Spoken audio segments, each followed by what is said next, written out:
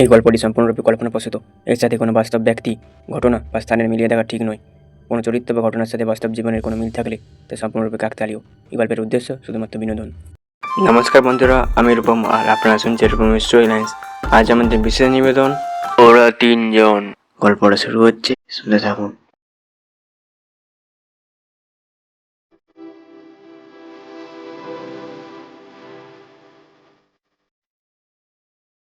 বহুদিন পরে পানু কাকাকে পাওয়া গিয়েছে।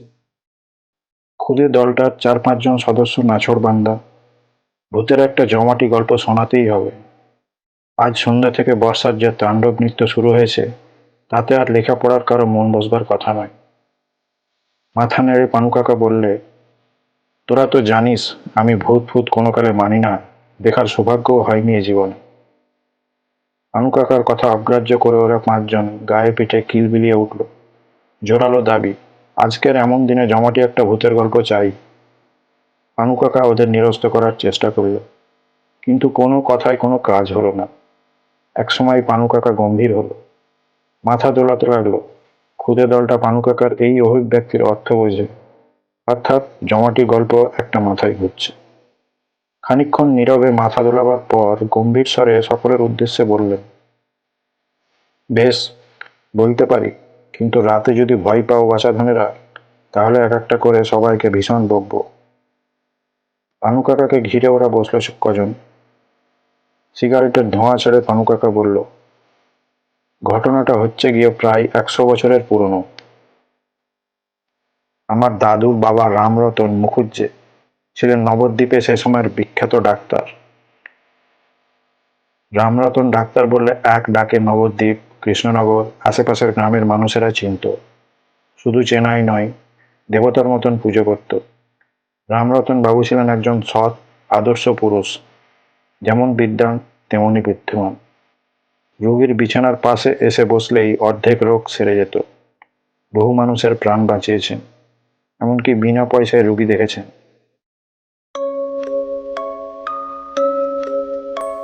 একদিন গঙ্গা পার হয়ে কয়েকজন লোক দুপুরবেলা এলো এক অসুস্থ রোগীর খবর নিয়ে। রোগী এক মহিলা, বহুদিন থেকেই তিনি অসুস্থ।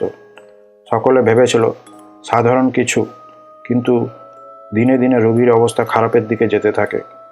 ডাক্তার রামরতন বাবু রোগের বিবরণ শুনে তখনকার মতন একটা ওষুধ লিখে দিয়ে বললেন, এখানকার কাজ শেষ হলেই তিনি বিকেলের মধ্যে রোগী দেখতে যাবেন, চিন্তার কোনো কারণ নেই। রোগী দেখা শেষ হতে সময় লেগে গেল। কোনো রকমে মুখে দুটো কিছু দিয়েই ছুটলেন খেয়াঘাটের দিকে। তখন বিকেল 5টা, গ্রীষ্মের সময়। সেদিনটা ছিল বৈশাখ মাসের শেষ দিন। অনেকক্ষণ থেকে এই আকাশে মেঘ জমছিল।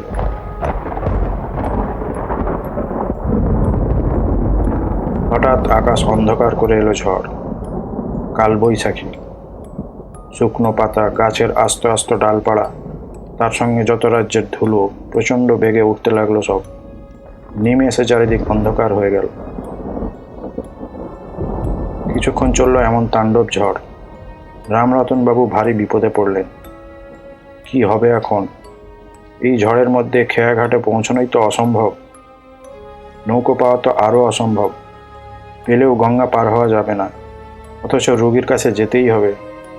একটা চালা ঘরের নিচে তখনকার মতো দাঁড়িয়ে পড়লেন তিনি। একটু পরে ঝড়টা কমলো, কিন্তু বৃষ্টি শুরু হলো।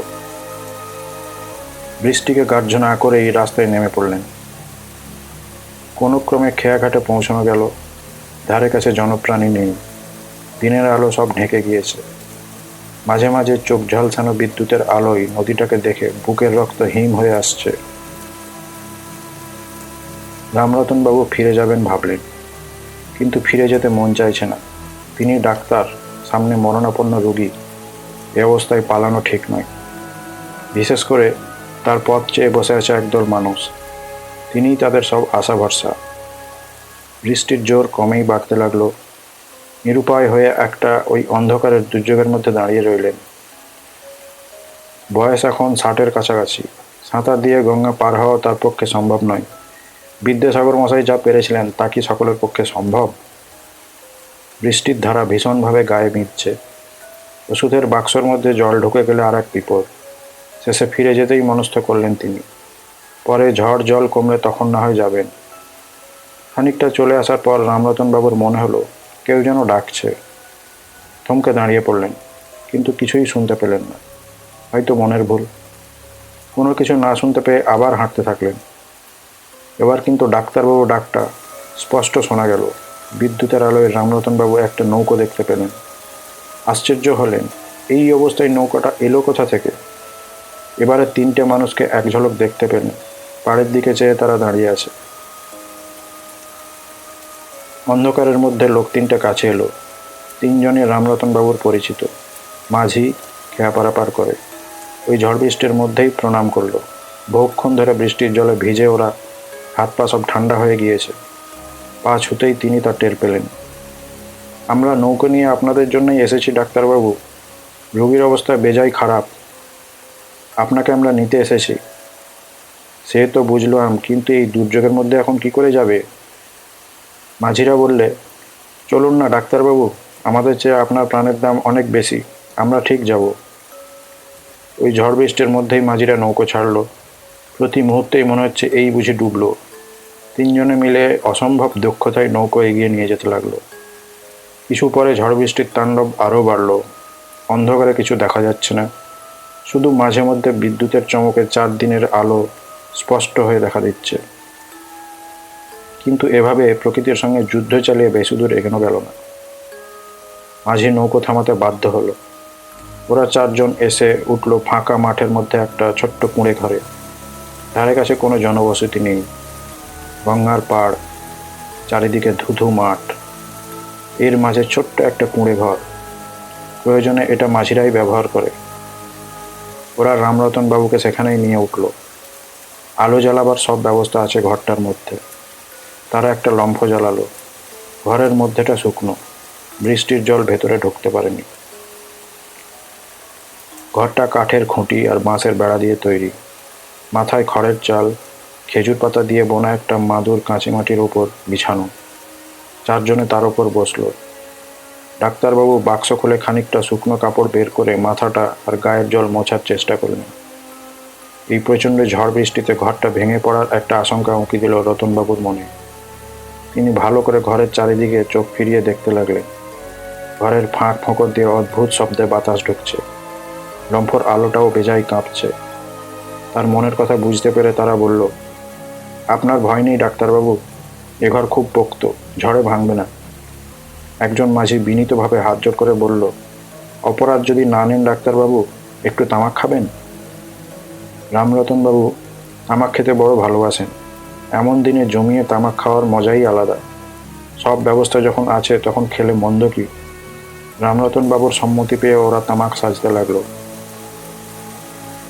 প্রথমটায় ডাক্তারবাবুর সামনে মাঝিদের একটা সংকোচ লাগছিল। কিছুক্ষণ গল্পগুজব চলতে চলতে সংকোচের মাত্রাটা কমে এলো। রামরতনবাবুও ছিলেন সরল সাদাসিধে মানুষ।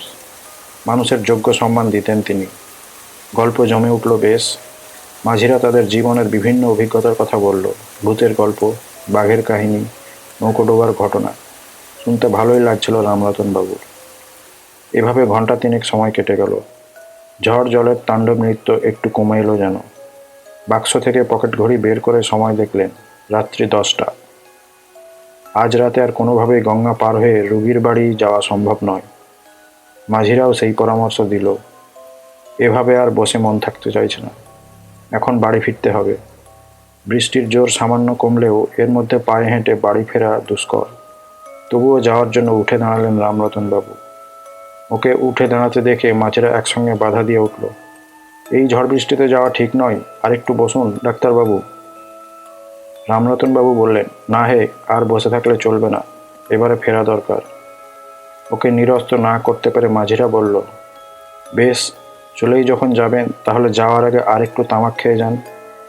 দ্রুত হাতে মাঝিরা তামাক কাজে ব্যস্ত হলো। রামরতনবাবুর মন তখন বাড়ির দিকে, আর বসতে ইচ্ছা করছে না। মাঝিদের কথায় বাধা দিয়ে তিনি বললেন, না হে, তোমরা বসো, বৃষ্টি থামলে বাড়ি যেও, আমি এখন যাই। টিকের আগুন তখন বেশ জ্বলছে। ডাক্তারবাবুকে তামাক খাওয়ার জন্য সকলেই ব্যস্ত। ওরা বাধা দিয়ে আবার বলল, আমাদের কথা অগ্রাহ্য করে যাবেন না ডাক্তারবাবু, এ তামাকটুকু খেতে খেতেই দেখবেন সব কমে যাবে, সবাই একসঙ্গে ফিরব। রামরতনবাবু ছিলেন এক কথার মানুষ। যা কথা সেই কাজ। যাওয়ার জন্য তিনি মনস্থির করে ফেলেছেন। রামরতন বাবুকে তারা আর পীড়াপিড়ি করতে সাহস পেল না। হাতের বাক্সটা নিয়ে বেরিয়ে পড়লেন তিনি। ঝড়টা থেমে গিয়েছে, তবে বৃষ্টির বেশ জোরেই পড়ছে। এখান থেকে রামরতন বাড়ি হাঁটা পথে অনেকটাই। চশমাটাও চোখে দেওয়ার উপায় নেই। অন্ধকারে ধীরে ধীরে পা ফেলতে লাগলেন। একবার মনে হলো, অত করে বলছিল ওরা, আর একটু বসে তামাক খেয়ে এলেও মন্দ হতো না। এই বৃষ্টিতে পথ চলতেও বেশ অসুবিধা হচ্ছে। আর ঘন্টাখানের মধ্যে বৃষ্টি নিশ্চয়ই কমতো, তখন বাড়ি ফিরলেও চলতো। এইসব 7-5 ভাবতে ভাবতে তিনি এগোচ্ছেন। হঠাৎ বিদ্যুতের প্রচণ্ড চমকানিতে রামরতনবাবুর চোখ ধাঁধিয়ে গেল। পরে পৃথিবী কাঁপানো বিকট শব্দ।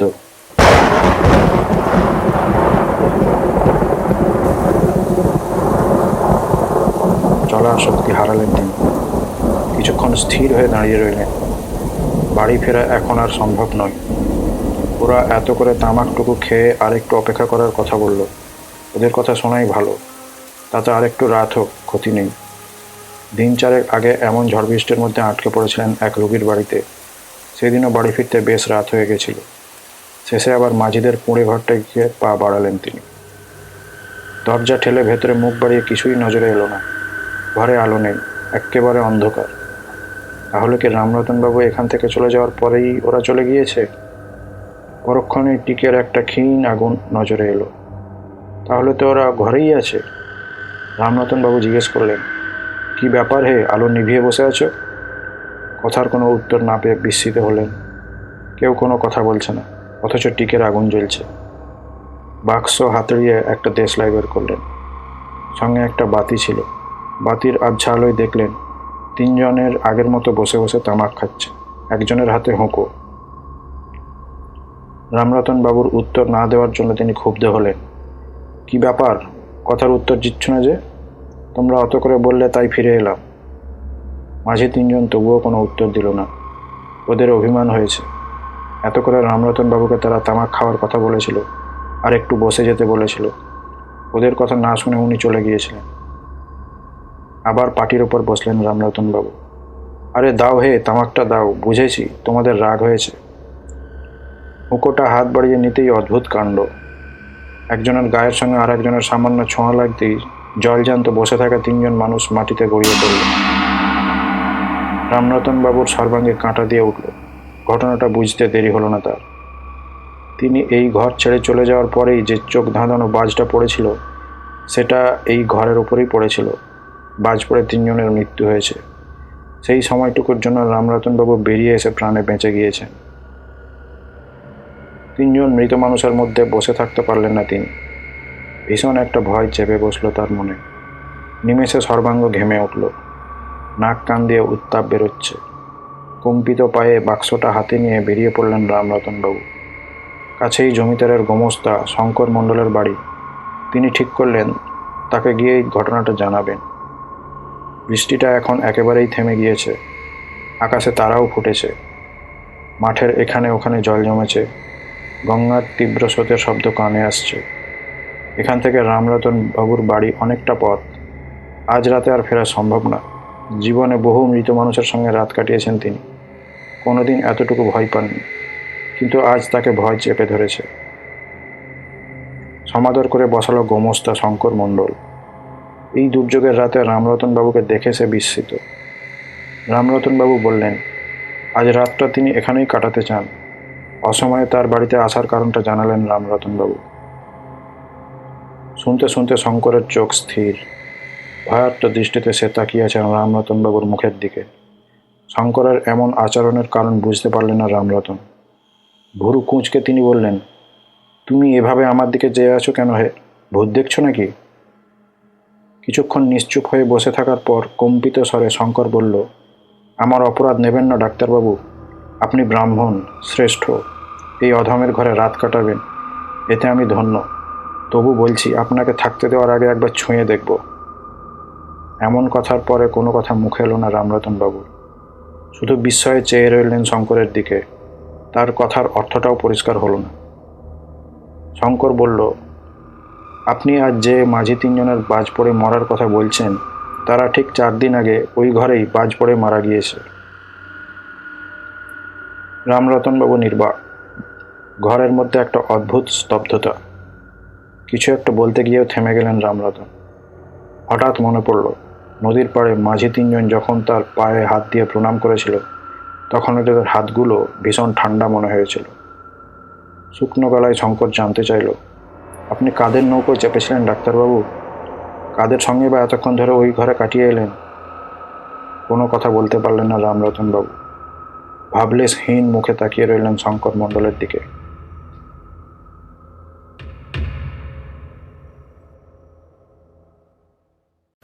বন্ধুরা, শেষ হলো আজকের গল্পটা আপনাদের কেমন লাগলো অবশ্যই কমেন্টে জানাবেন। যদি ভালো লাগে অবশ্যই ভিডিওটা লাইক করবেন, আর আমাদের চ্যানেলে নতুন না থাকলে অবশ্যই চ্যানেলটা সাবস্ক্রাইব করে রাখবেন এরকম আরও নতুন নতুন গল্প শোনার জন্য। আজকের মতো এখানেই রাখছি। পরের দিন দেখা যাচ্ছে একটা ধামাকাদার নতুন গল্পের সাথে। ততক্ষণের জন্য সবাই সুস্থ থাকবেন, ভালো থাকবেন, আর অবশ্যই রূপমের স্টোরি লাইন শুনতে থাকুন। ধন্যবাদ।